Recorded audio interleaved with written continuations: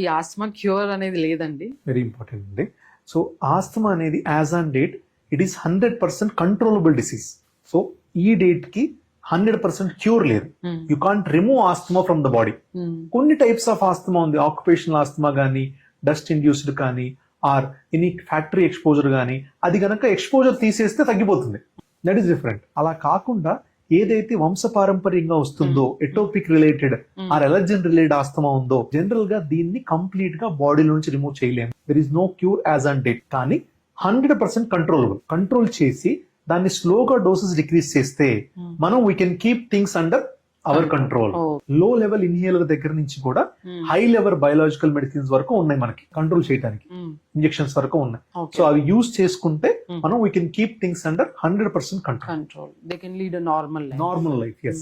Hypothyroid, diabetes వాళ్ళ regular medications తోని how they are leading their life. కాబట్టి దాన్ని ఏ ప్రాబ్లం లేకుండా నార్మల్ పర్సన్ ఎంత ఫుల్ పొటెన్షియల్ తో వర్క్ చేయగలరో, ఎంత ఫుల్ పొటెన్షియల్ తో డైలీ యాక్టివిటీ లీడ్ చేయగలరో, అదే పొటెన్షియల్ తో బ్రాంకియల్ ఆస్మా పేషెంట్స్ కూడా అన్ని ఆస్పెక్ట్స్ లో ఈక్వల్ గా లైఫ్ లీడ్ చేయగలరు. But proper diagnosis, early diagnosis, prompt treatment and apt follow ups, all 4 are important.